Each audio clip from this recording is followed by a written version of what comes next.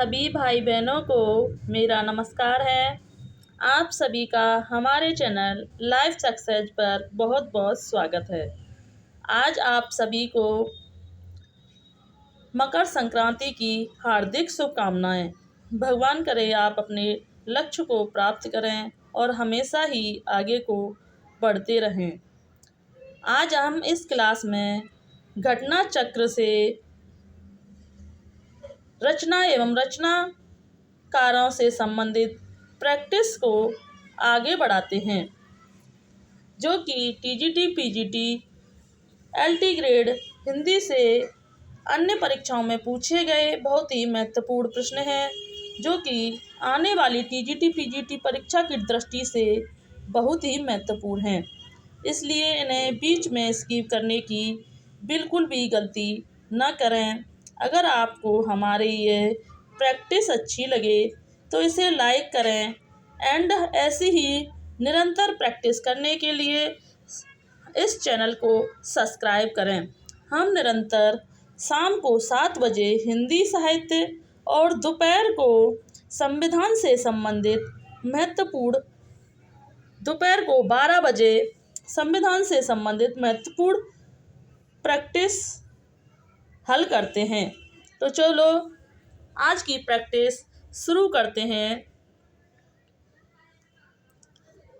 कि आलसियों का कोड़ा किसकी रचना है। आलसियों का कोड़ा किसकी रचना है? Number A Lallu Lal, number B Munshi Sadasukh Lal, number C Sadal Mishra, number D Sitare Hind. तो आलसियों का कोड़ा जो है किसकी रचना मानी जाती है? तो यह सितारे हिंद की रचना मानी जाती है। प्रश्न नंबर 52 है कि चंडी चरित किसकी विशिष्ट साहित्यिक रचना है? चंडी चरित किसकी विशिष्ट साहित्यिक रचना है? Number A Guru Gobind Singh, number B Arjun Singh, number C Ramdas, number D Guru Angad. तो जो चंडी चरित है वो किसकी विशिष्ट साहित्यिक रचना मानी जाती है? तो वह गुरु गोविंद सिंह की विशिष्ट साहित्यिक रचना मानी जाती है। प्रश्न नंबर 53 है कि कबीर के बीजक पर रची गई त्रजा टीका किसकी है? Number A Puran Das, number B Jivan Das, number C भगवान दास और नंबर डी पलटू साहब। तो कबीर के बीजक पर रची गई जो त्रजा टीका है वह पूरन दास की है। प्रश्न नंबर 54 है कि कालिदास हजारा की रचना है। कालिदास हजारा की रचना है। नंबर ए भारतेंदु ने, नंबर बी घनानंद ने, नंबर सी चिंतामणि ने, नंबर डी कालिदास ने। तो कालिदास हजारा की रचना जो की थी वो कालिदास ने की थी। किसने की थी? कालिदास हजारा की रचना कालिदास ने की थी। प्रश्न नंबर 55 है कि हालात-ए कन्हैया किसकी रचना है? हालात-ए कन्हैया किसकी रचना है? Number A Puran Bhagat, number B Vidyapati, number C Amir Khusro, number D इनमें से कोई नहीं। तो जो हालात-ए कन्हैया है वह किसकी रचना है? तो ये हालात-ए कन्हैया जो है अमीर खुसरो की रचना मानी जाती है।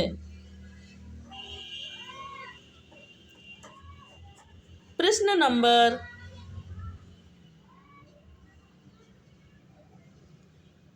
नंबर 56 है कि हिंदी नवरत्न के लेखक हैं। हिंदी नवरत्न के लेखक हैं महावीर प्रसाद द्विवेदी, प्रताप नारायण मिश्र, मिश्र बंधु, इनमें से कोई नहीं। तो हिंदी नवरत्न के जो लेखक माने जाते हैं वह मिश्र बंधु माने जाते हैं।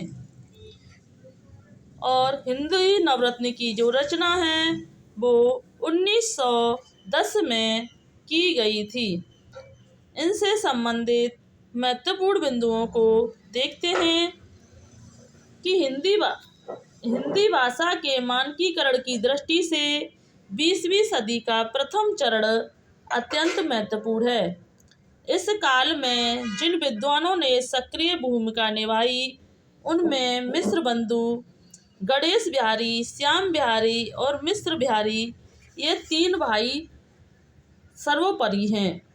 हिंदी नवरत्न, मिश्र बंधु, विनोद, तीनों भाग 1913 में मिश्र बंधुओं की रचना है। इसके 4 भाग माने जाते हैं। जो 3 भाग हैं 1913 में प्रकाशित हुए थे और जो चौथा भाग है वो 1934 में प्रकाशित हुआ था। प्रश्न नंबर 57 है कि हिंदी नवरत्न एक आलोचनात्मक कृति है जिसके आलोचक रचनाकार हैं। जैसा कि ऊपर बताया जा चुका है कि हिंदी नवरत्न के जो लेखक माने जाते हैं वह मिश्र बंधु को माना जाता है। हिंदी नवरत्न का जो रचना काल है वो 1910 माना जाता है। प्रश्न नंबर 58 है कि माधव विलास के रचनाकार हैं। माधव विलास के रचनाकार हैं number A Lallu Lal, number B Sadal Mishra, number C Ram Prasad Niranjani, number D Sada Sukhlal.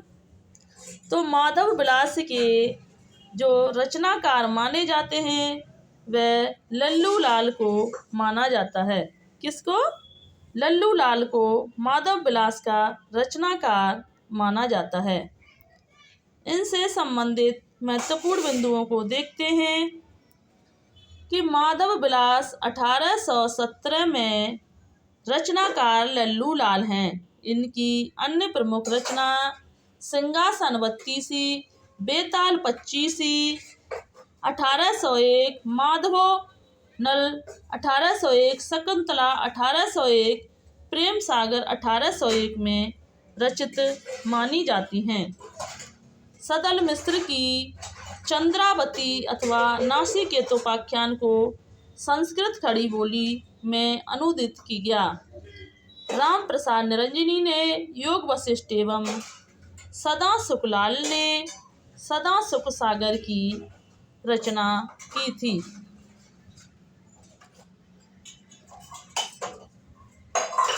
प्रश्न नंबर 59 है कि बिहारी बिहार नामक ग्रंथ के रचयिता हैं। बिहारी बिहार नामक ग्रंथ के रचयिता हैं number A Kashinath Khatri, number B Bihari, number C Radhacharan Goswami, number D Ambika Datt Vyas. तो जो बिहारी बिहार नामक ग्रंथ के जो रचयिता माने जाते हैं वो अंबिका दत्त व्यास को माना जाता है। प्रश्न नंबर 60 है कि मोचीराम तथा पटकथा के लेखक हैं। मोचीराम तथा पटकथा के लेखक हैं चंद्रकांत देवताले, धूमिल, बलदेव बंसी, इनमें से कोई नहीं। तो मोचीराम तथा पटकथा के जो लेखक माने जाते हैं वह धूमिल को माना जाता है। किसको? मोचीराम तथा पटकथा के जो लेखक हैं वो धूमिल को माना जाता है। प्रश्न नंबर 61 है कि संसद से सड़क तक के रचनाकार हैं। संसद से सड़क तक के रचनाकार हैं। Number A Muktibodh, number B Dhumil, number C Sarveshwar Dayal Saxena या नंबर डी लीलाधर जगुड़ी। तो संसद से जो सड़क तक के रचनाकार माने जाते हैं वो धूमिल को माना जाता है। प्रश्न नंबर 62 है कि वह विकल्प छांटिए जिसमें खड़ी बोली के महाकाव्य का नाम, खड़ी बोली के महाकाव्यों का नाम है रामचरितमानस, बीसल देवरासो, पद्मावत, लहर दीप शिखा भारतवारती, चंद्रगुप्त, पद्मावत कुरुक्षेत्र या साकेत कामिनी प्रिय प्रवास। तो जो खड़ी बोली के जो महाकाव्य माने जाते हैं वो साकेत, कामिनी और प्रिय प्रवास को माना जाता है। इनके महत्वपूर्ण बिंदुओं को देखते हैं कि अयोध्या सिंह उपाध्याय हरिओद रचित प्रिय प्रवास 1914, मैथिली शरणगुप्त रचित साकेत 1931, कामिनी 1935 जयशंकर प्रसाद का महाकाव्य है।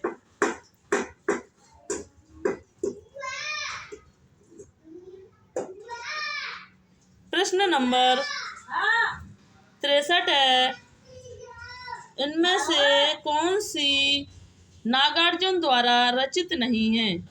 इनमें से कौन सी जो रचना है जो नागार्जुन के द्वारा रचित मानी जाती है, नहीं मानी जाती है? Number A Pashani, number B Rabindranath के प्रति, number C Chandana, number D कला और बूढ़ा चांद। इनमें से नागार्जुन द्वारा रचित नहीं मानी जाती है वह है कला एवं बूढ़ा चांद जो है वो पंत जी के द्वारा रचित मानी जाती है, न कि नागार्जुन जी के द्वारा।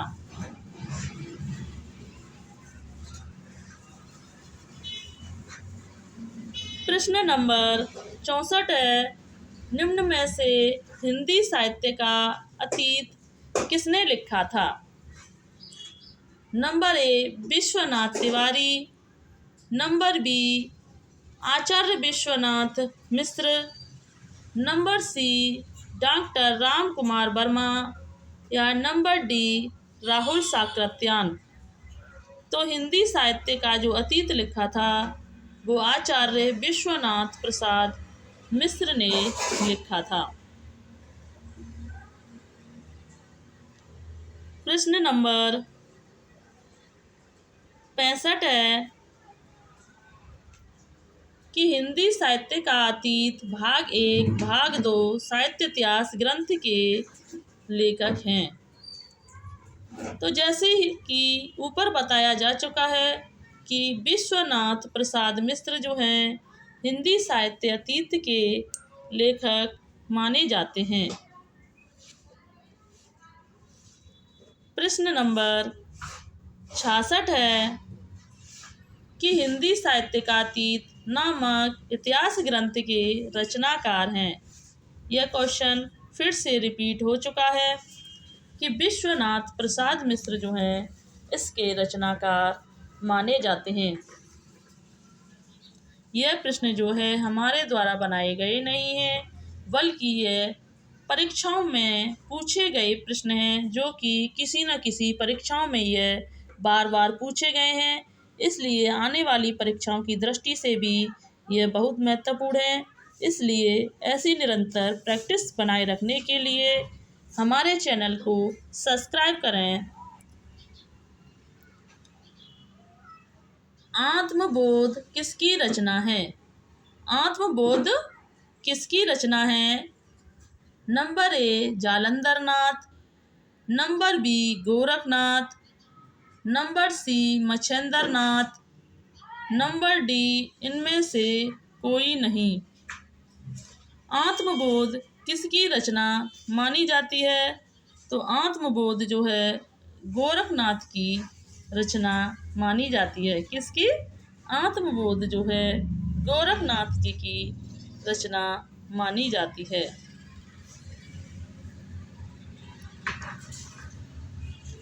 प्रश्न नंबर 68 है कि आत्मबोध किसकी रचना है? तो यह क्वेश्चन फिर से रिपीट हुआ है कि आत्मबोध जो है गोरखनाथ जी की रचना मानी जाती है। प्रश्न नंबर 69 है कि इनमें से किस ग्रंथ में सबसे प्राचीन गद्य का नमूना द्रष्टव्य है? नंबर ए गोरखसार, नंबर बी योग Vashishtha, number C Padma Purana, number D बेताल पच्चीसी। तो इनमें से किस ग्रंथ में सबसे प्राचीन गद्य का जो नमूना है वह गोरखसार में है। प्रश्न नंबर 70 है कि कौल ज्ञान निर्णय के रचनाकार हैं। Number A Gorakhnath, number B Jalandhar Nath, number C Machhendra Nath, number D Gopinath. तो कौल ज्ञान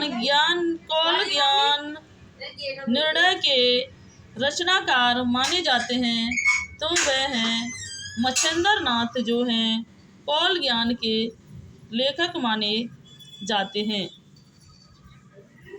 प्रश्न नंबर 71 है कि देहाती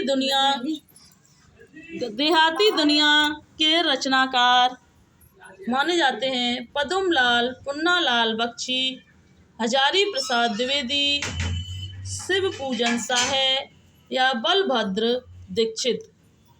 तो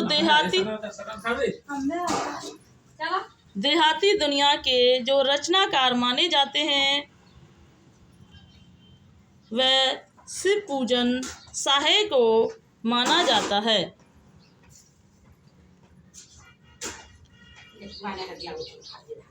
प्रश्न नंबर 72 है कि भाषा के जादूगर के रूप में कौन विख्यात सीरीज है?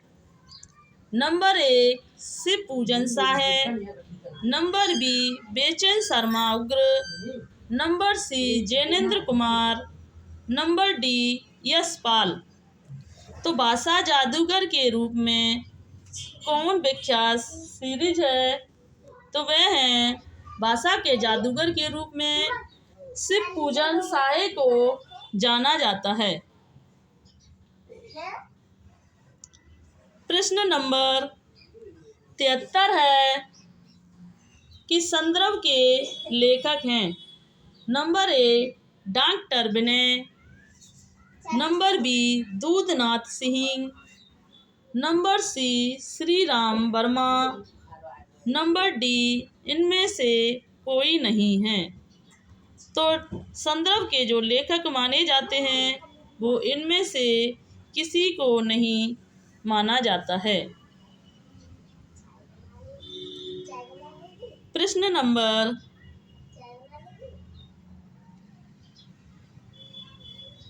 74 है कि आत्मजयी के लेखक हैं। Number A Kunwar Narayan, number B Dushyant Kumar, number C रघुवीर साहे, नंबर डी इनमें से कोई नहीं। तो आत्मजयी के रचनाकार कुंवर नारायण को माना जाता है। किसको? आत्मजयी के जो लेखक हैं कुंवर नारायण हैं आत्मजयी कुंवर नारायण द्वारा लिखित कंठोपनिषद नचिकेता प्रसंग पर आधारित एक प्रबंध काव्य माना जाता है। प्रश्न नंबर 75 है कि इनमें से किस कृति रचना का आधार कंठोपनिषद है। Number A Andhayug, number B Atmajayi, number C Mahaprasthan, number D Aryavat. तो इनमें से किस कृति रचना का आधार कंठोपनिषद माना जाता है, तो वह आत्मजयी जो है वो कंठोपनिषद पर रचना मानी जाती है।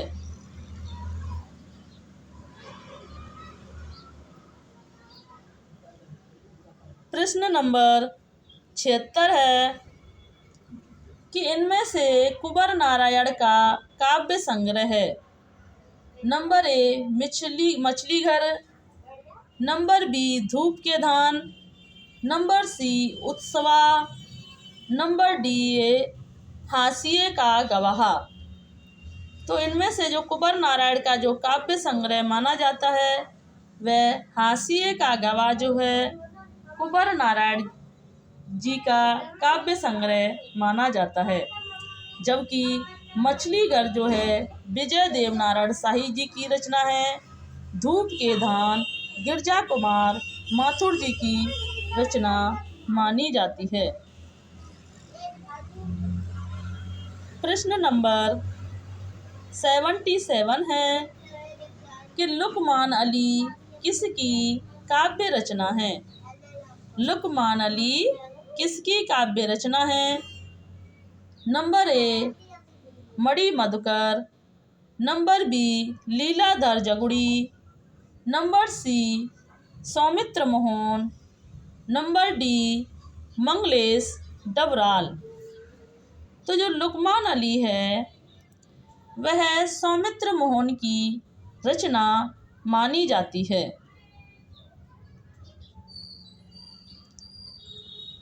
प्रश्न नंबर 78 है कि प्रबंध चिंतामणि के रचयिता का नाम है। प्रबंध चिंतामणि के रचयिता का नाम है number A Damodar Pandit, number B कवि यासगु, नंबर सी रोड़ा कवि या नंबर डी मेरुतुंग। तो प्रबंध चिंतामणि के जो रचयिता माने जाते हैं वो मेरुतुंग को माना जाता है।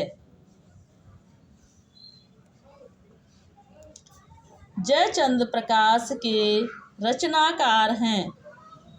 Number A Nal Singh, number B Jagnek, number C Bhatt Kedar, number D Madhukar Kavi. तो जयचंद्र प्रकाश के जो रचनाकार माने जाते हैं वह भट्ट कवि केदारनाथ को जयचंद्र प्रकाश का रचनाकार माना जाता है। प्रश्न नंबर 80 है कि जय मयंक जस चंद्रिका के रचयिता का नाम है। Number A Bhatt Kedar, number B Narpati Nahal, number C Nal Singh, number D Madhukar Kavi. तो जय मयंक जस चंद्रिका के जो रचयिता का नाम है वह मधुकर कवि को माना जाता है।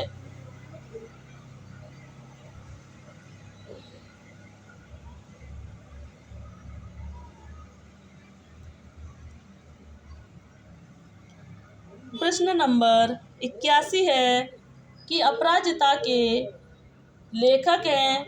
Number A Narendra Sharma, number B Anchal, number C Dinkar, number D Makhanlal Chaturvedi. तो अपराजिता के जो लेखक माने जाते हैं वह अंचल को माना जाता है। प्रश्न नंबर 82 है कि समाधि लेख के लेखक हैं। Number A Shri Ram Verma, number B Shrikant Verma, number C Doodhnath Singh, number D इनमें से कोई नहीं। तो समाधि लेख के जो लेखक माने जाते हैं वो श्रीकांत वर्मा को माना जाता है। प्रश्न नंबर 83 है कि मगध पुस्तक के लेखक कौन हैं। मगध पुस्तक के लेखक कौन हैं? Number A Shri Kant Verma, number B Shri Ram Verma, number C Ramchandra Verma, number D Kedarnath Singh. तो मगध पुस्तक के जो लेखक माने जाते हैं वह श्रीकांत वर्मा को माना जाता है। किसे? मगध पुस्तक के जो लेखक हैं वो श्रीकांत वर्मा को माना जाता है।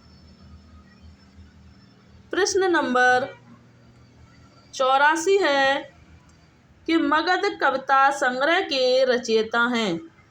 मगध कविता संग्रह के रचयिता हैं number A Ashok Vajpeyi, number B Shrikant Verma, number C Mohan Rakesh, number D रघुवीर सहाय। तो जो मगध कविता के जो रचयिता माने जाते हैं वो श्रीकांत वर्मा को माना जाता है। प्रश्न नंबर 85 है कि शेखर जोशी की रचना है। नंबर ए मकान, नंबर बी हत्यारे, नंबर सी कोसी का घटवार, नंबर डी इनमें से कोई नहीं। तो शेखर जोशी की जो रचना मानी जाती है वह कोसी का घटवार जो है शेखर जोशी की रचना मानी जाती है, जो कि 1958 में रचित है। प्रश्न नंबर 86 है कि राजस्थानी भाषा और साहित्यिक पुस्तक के लेखक हैं। Number A Munijin Vijay, number B Motilal Menaria, number C Tikam Singh Tomar, number D Pandit Gauri Shankar Hirachand Ojha. तो राजस्थानी भाषा और साहित्य पुस्तक के जो लेखक माने जाते हैं वह मोतीलाल मेनेरिया को माना जाता है। प्रश्न नंबर 87 है कि निम्नांकित में से कौन सा काव्य ग्रंथ नहीं है। नंबर ए बदेही वनवास, नंबर बी पथिक, नंबर सी रसिक रंजन, नंबर डी भारत भारती। तो निम्नलिखित में से कौन सा काव्य ग्रंथ नहीं है? तो जो रसिक रंजन जो है वह एक काव्य ग्रंथ नहीं है, बल्कि यह महावीर प्रसाद द्विवेदी जी का निबंध संग्रह माना जाता है। प्रश्न नंबर 88 है कि सम्मुख वध के रचनाकार हैं। Number A Dharamvir Bharati, number B Jagdish Gupt, number C Bharat Bhushan Agrawal, number D Prabhakar Machwe. तो सम्मुख वध के जो रचनाकार माने जाते हैं वह जगदीश चंद्र गुप्त को माना जाता है। प्रश्न नंबर 89 है कि गोरखवाणी नामक पुस्तक के संपादक हैं।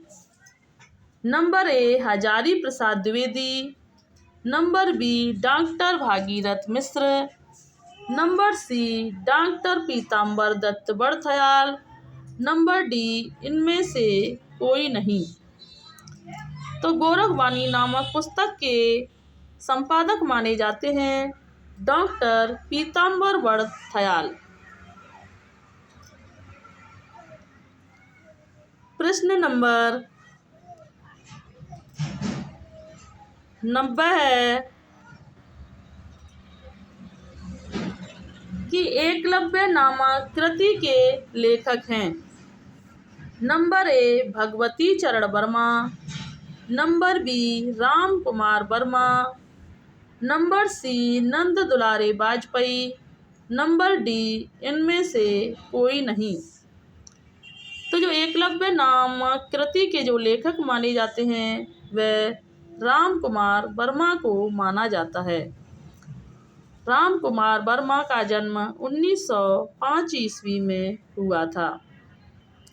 इनके महत्वपूर्ण बिंदुओं को देखते हैं।